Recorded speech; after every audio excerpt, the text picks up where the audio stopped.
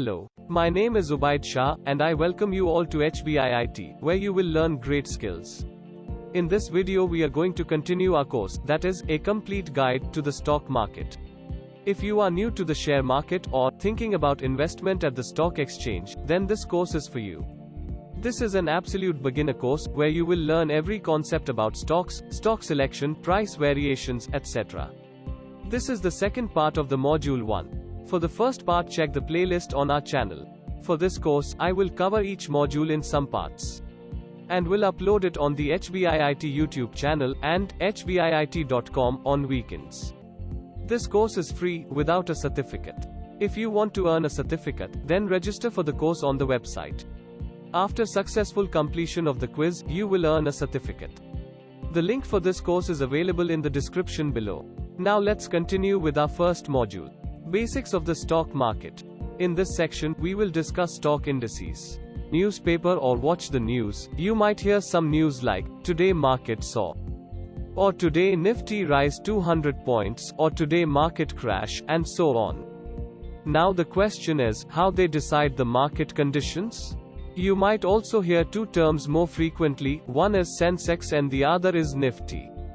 In this month the Sensex value is about 52,400 and the Nifty is traded around 15,700. What do these numbers indicate? Now let's discuss them. Now consider an example. You and your friend meet in the evening for tea. You ask friend, how was your day? And you would get answers like, very good, bad, or a neutral answer will come from your friend. This is the way to get an idea about anyone's condition for that time. Like this, Sensex and Nifty express the condition of the market, but in more calculative way. Sensex express the condition of the Bombay Stock Exchange or BSE, and Nifty is used for National Stock Exchange, that is NSE. Sensex is also called S&P Sensex. It was compiled in 1986. Similarly, the Nifty is also known as Nifty 50 or CNX Nifty. It was incorporated in 1996. Now the values of Sensex and Nifty are very different, because they use free float market capitalization of different companies, and for different sectors.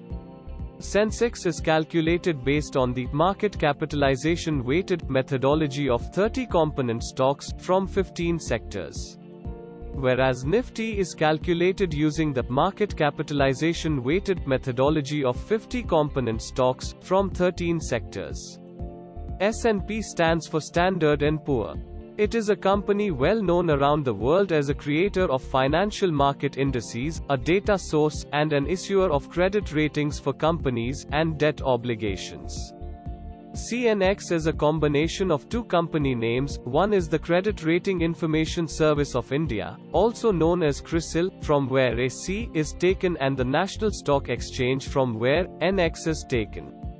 There may be a chance of having the same companies in Sensex and Nifty, because they only consider top companies in the particular sectors based on weighted market capitalization.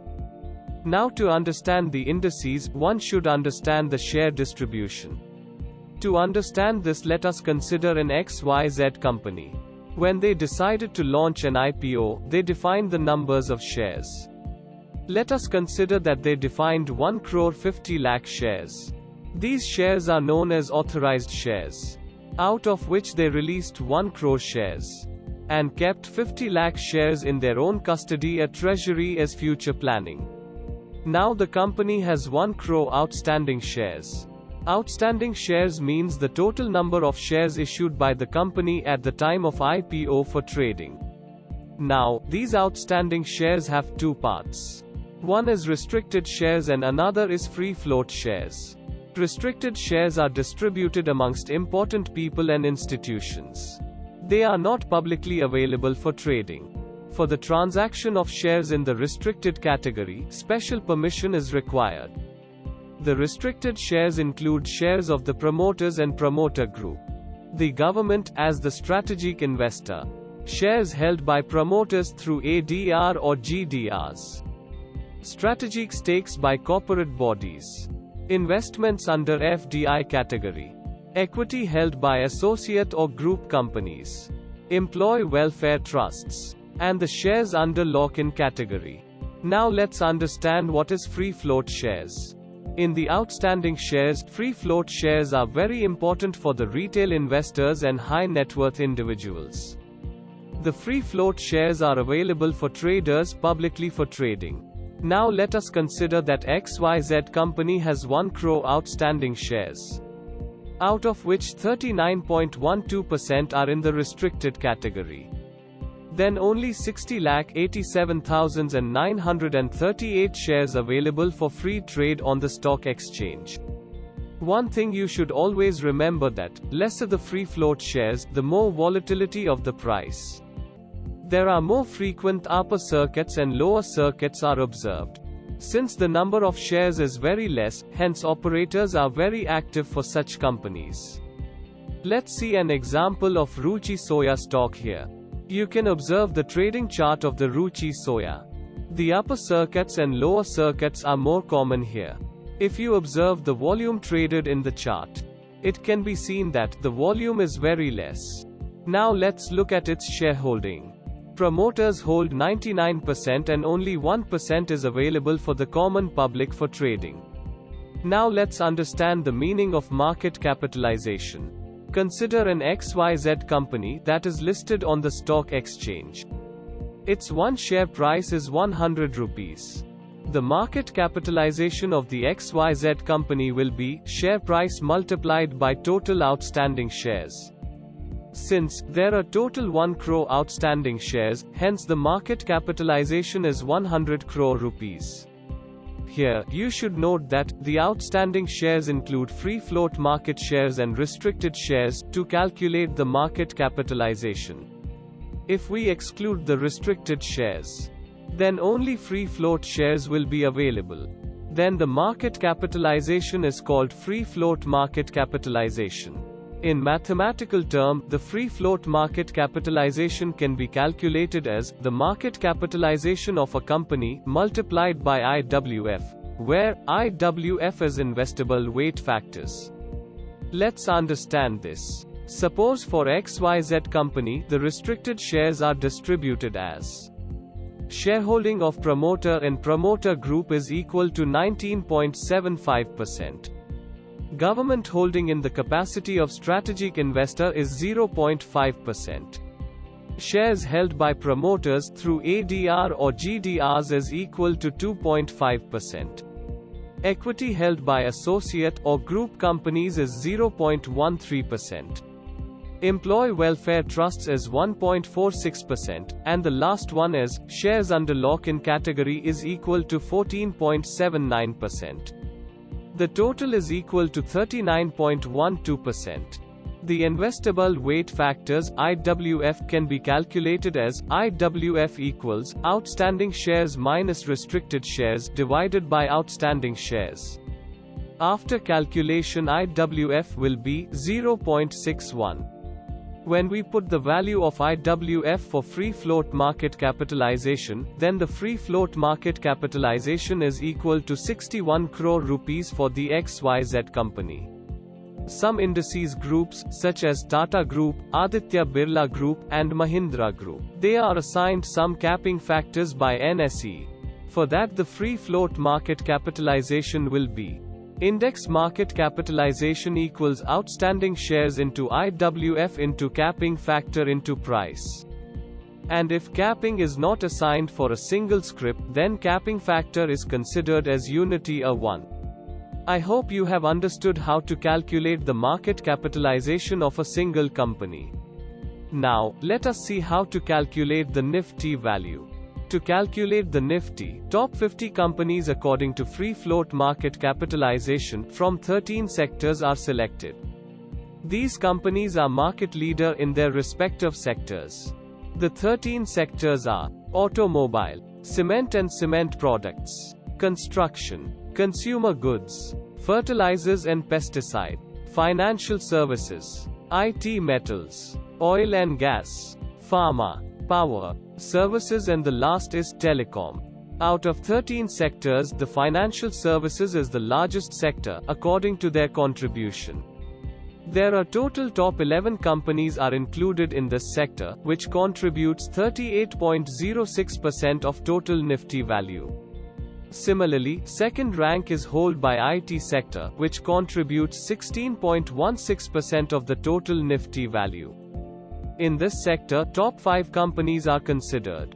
The third rank is held by oil and gas sector, in which there are 4 top companies are considered. Consumer goods sector ranked 4th, with contribution from 7 major companies in this sector and so on. Now the free float market capitalization of these 50 companies are added. And index is calculated by the given formula. Index value is equal to index market capitalization divided by base free float market capitalization of index multiplied by base index value, where base free float market capitalization of index is 2.06 trillion rupees and base index value is 1000. These two values are defined for the year 1996 and is always constant. Similarly, the value of Sensex is also calculated. The Sensex comprises the 30 stocks which are selected according to the criteria set. And the base index value for Sensex is 100 for the year 1978-79. And the value of the base free float market capitalization of the index is not revealed by the BSE for the general public. There are various types of indices that are also available, according to the sectors, which help investors to select the stocks, according to their expertise in the sector.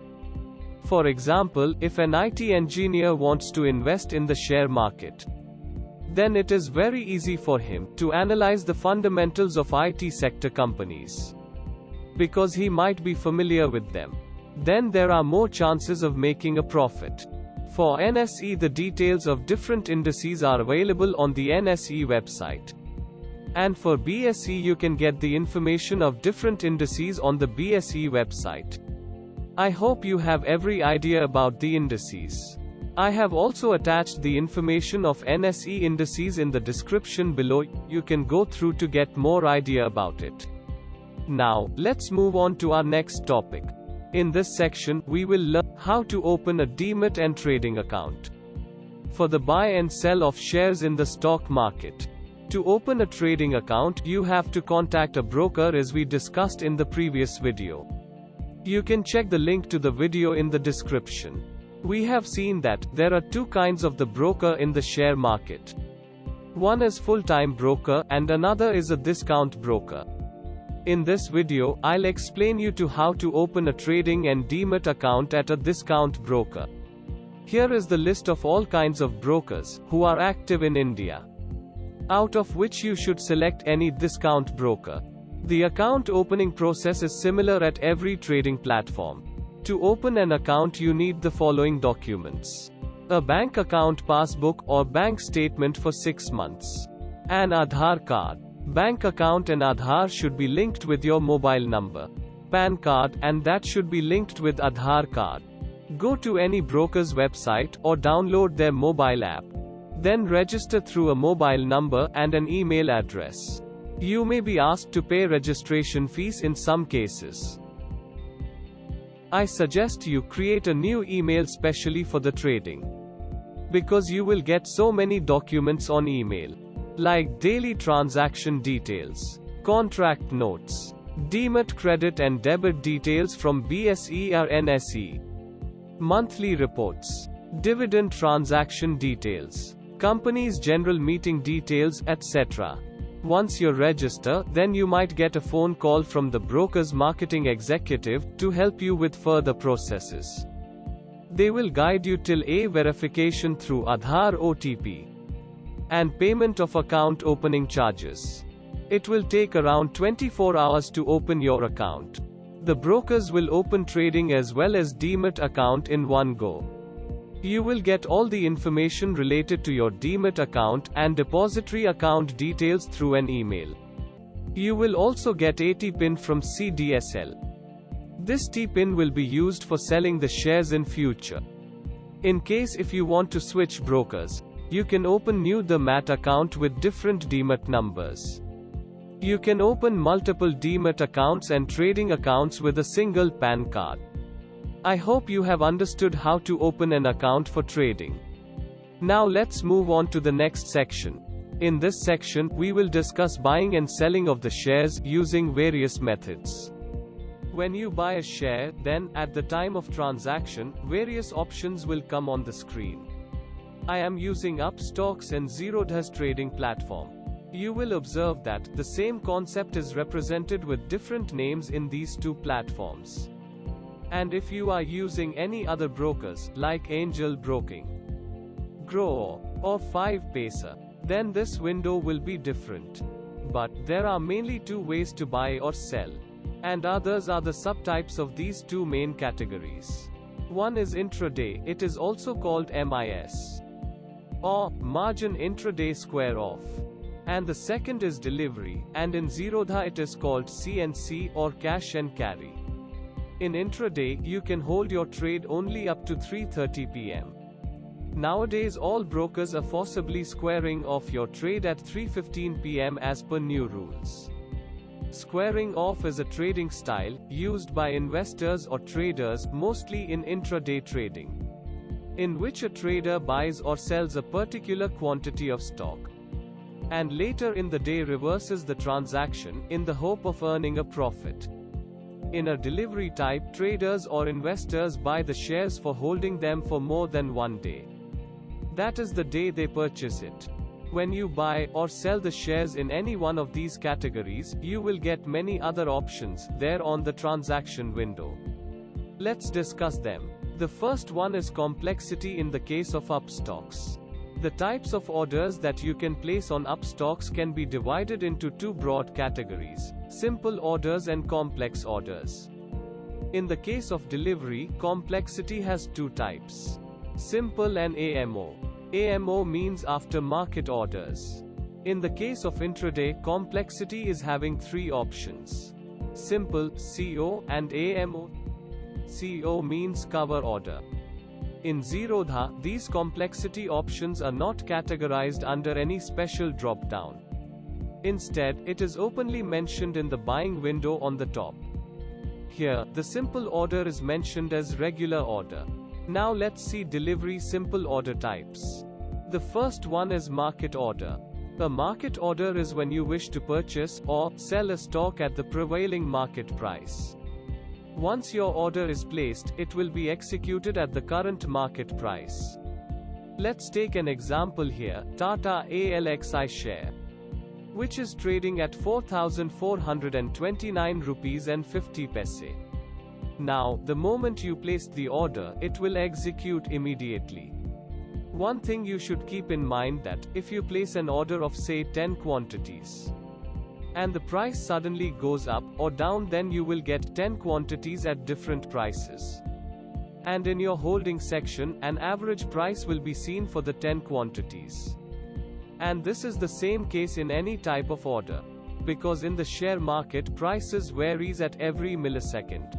Once your bid price matches with the seller's price, then the order gets executed.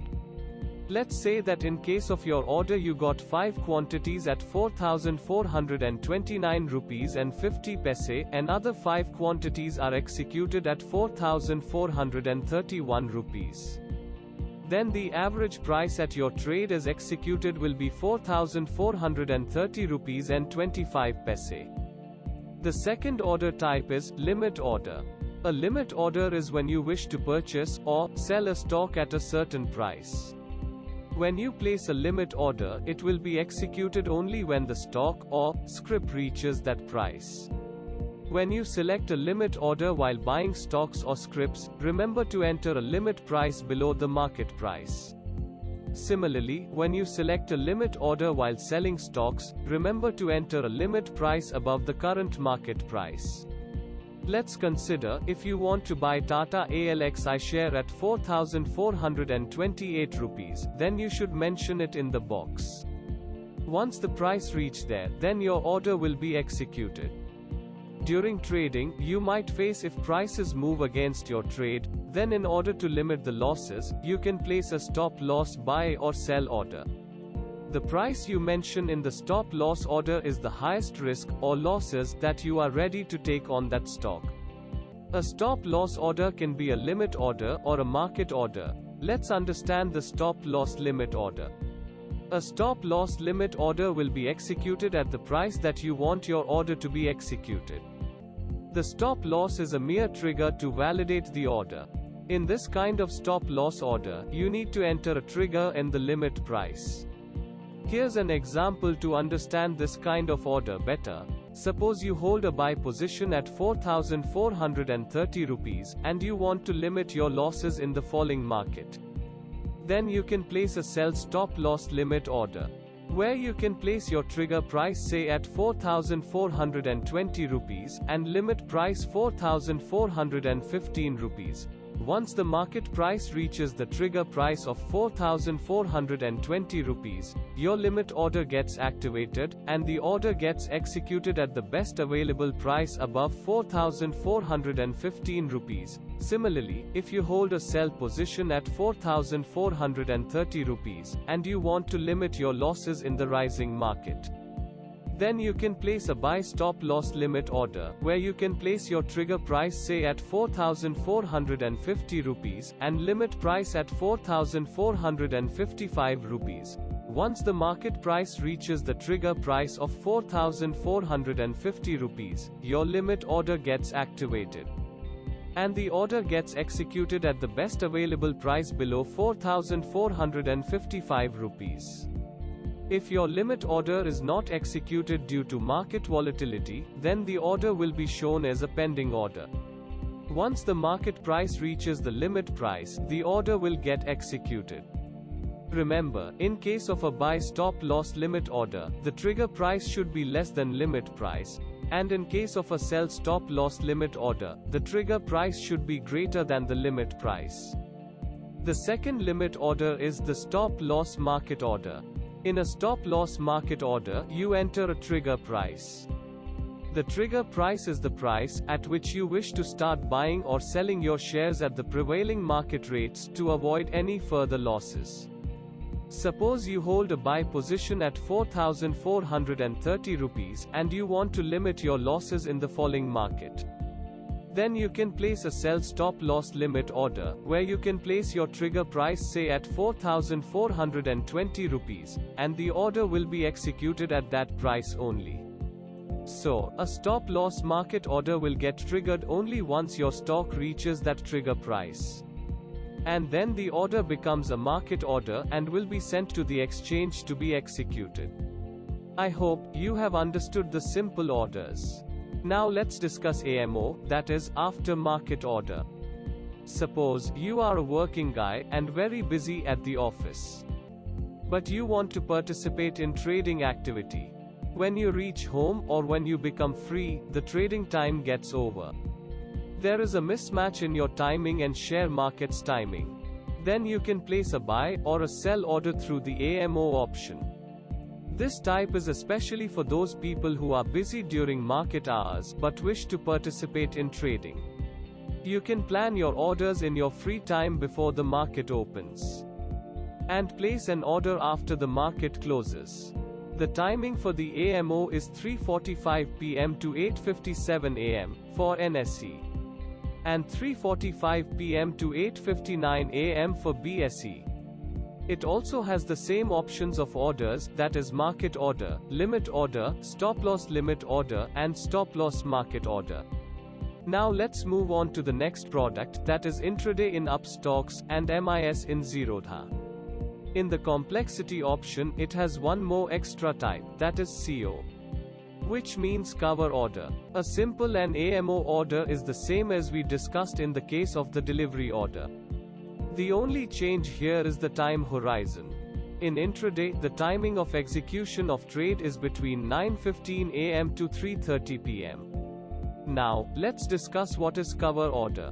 A cover order is either a market order or a limit order, along with a compulsory stop loss order, in a specified range. And this stop loss order cannot be cancelled. You have to place a buy or sell order along with stop loss in the order to avoid massive loss. Let's take an example for Tata ALXI. If you want to place a buy order at 4,430 rupees, then you should place a stop loss less than the buy value. Let's consider it will be 4,415 rupees. Your buy order will be executed at 4,430 rupees, and when the price of 4,415 rupees is reached, your position will be revoked and trade will be executed.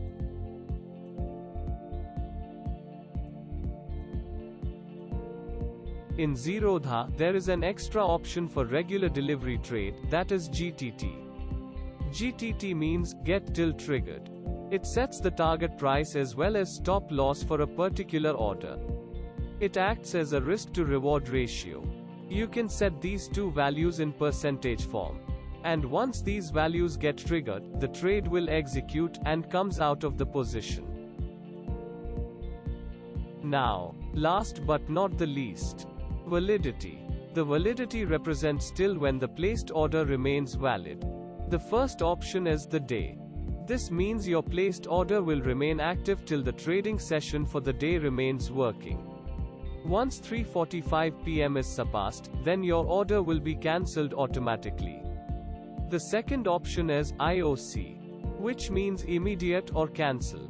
If you place an order, then it should be executed immediately. And if your price does not match with other buyers or sellers' prices, then it will also be cancelled immediately. It will not wait for an order to execute for the whole trading session. I hope you got the complete idea about the types of orders and how to execute them. Now let's discuss last topic of our module 1, that is the trading session timing. For equity trade, the NSE and BSE become active on 9 a.m. and remain open for the task till 4 p.m. During this time it is divided into various sections as A. Pre-open session, B. Regular trading session, C. Closing session, D. Block deal session. Now let's understand what happens in these periods. The pre-open session lasts from 9 a.m. to 9:15 a.m. Orders to purchase or sell any securities can be placed during this time. It can be further classified into 3 sessions, from 9 a.m. to 9:08 a.m. During this stock market opening time in India, orders for any transaction can be placed. The order entry is given preference when actual trading begins, as these orders are cleared off in the beginning. Any requests placed during this time can be changed or cancelled according to need, which is beneficial to investors. And no orders can be placed after this period of 8 minutes during the pre-opening session. Second slot is from 9:08 a.m. to 9:12 a.m. This segment of Indian share market timing is responsible for price determination of security. Price matching order is done by corresponding demand and supply prices, to ensure accurate transactions among investors who want to purchase or sell a security, respectively. Determination of final prices at which trading will begin during normal Indian stock market timing is done through a multilateral order matching system. That means for a stock of a particular company, if we get more orders, and the number of sellers are also available, at or below that particular price, then it is determined as the opening price of the share. Let us consider an example for ABC company, to understand how the opening price is determined. Consider 6 order groups A, B, C, D, A, F, for 6 different prices from 100 rupees to 105 rupees.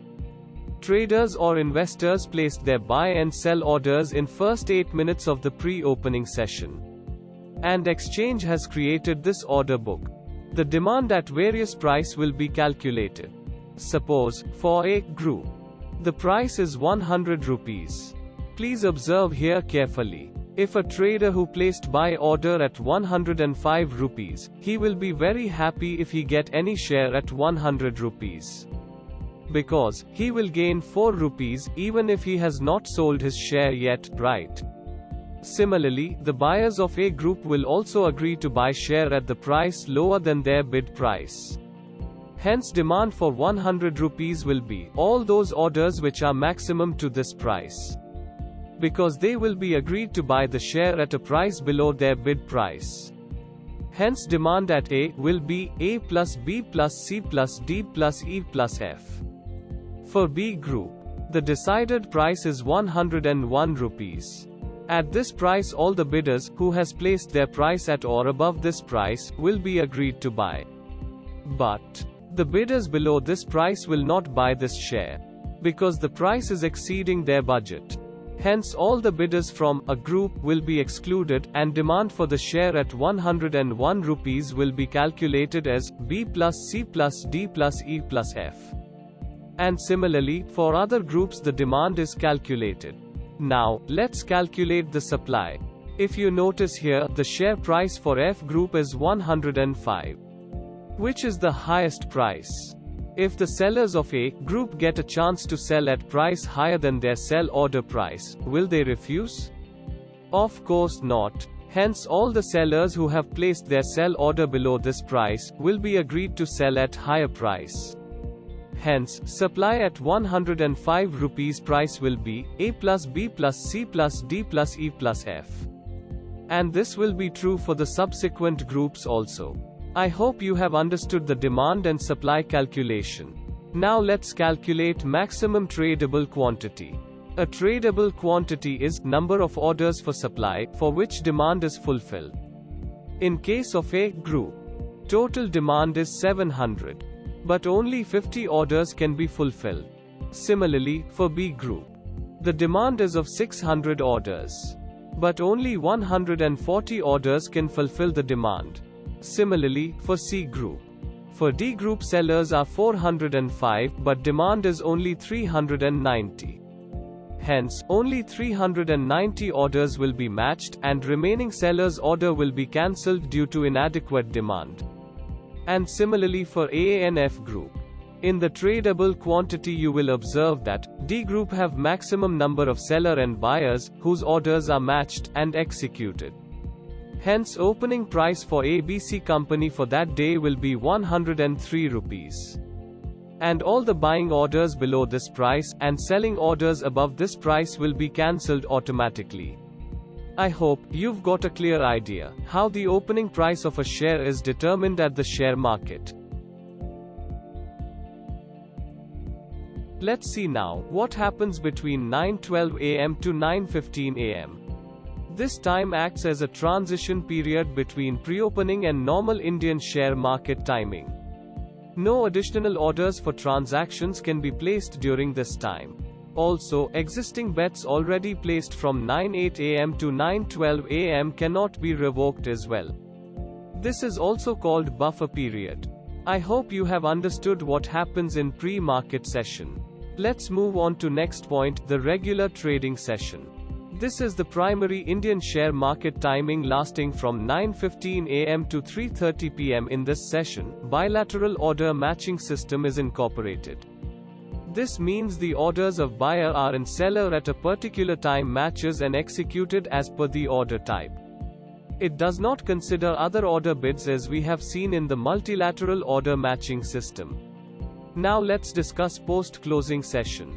Stock market closing time in India is marked at 3:30 pm. No exchange takes place after this period. The closing price is determined during this time, which has a significant effect on the following day's opening security price.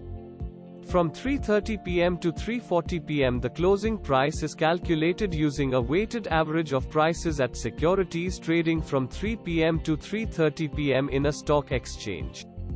For determining the closing prices of benchmark and sector indices such as Nifty, Sensex, etc., weighted average prices of listed securities are considered. From 3:40 pm to 4 pm bids for the following day's trade can be placed. Bids placed during this time are confirmed, provided adequate buyers and sellers are present in the market. These transactions are completed at a specific price, irrespective of changes in the opening market price. Thus, capital gains can be realized if the opening price exceeds the closing price by an investor who has already placed their bids. In case the closing price exceeds the opening share price, bids can be cancelled during the narrow window of 9 a.m. to 8 a.m. during the normal trading session. A special window of 35 minutes from 9:15 a.m. to 9:50 a.m. is opened for block deal. Now the question is, what is a block deal? And the answer is a single trade having quantity greater than or equal to 500,000, or value greater than or equal 5 crore rupees, executed through block deal window. After 4 p.m. no transactions can take place. However, investors can place aftermarket orders for securities of chosen companies, which would be allocated at opening market price the following day. There is another concept in Indian share market called Muhurat trading. Indian stock market is generally closed for any transactions on holidays. But for Diwali, as it is a religious festival and celebrated all across the country, a 1-hour trading session is conducted from 6:15 p.m. to 7:15 p.m. as it is considered to be auspicious. This trading session is called as Muhurat trading. That's all for this section. So here we complete our first module. I hope you have understood the basic concept of the stock market. If you feel any topic is remaining, then please comment below. Our second module will cover fundamental analysis techniques. If you enjoyed the lecture, then please like the video and subscribe to the channel. And share it with your friends and family members who want to learn the share market from scratch.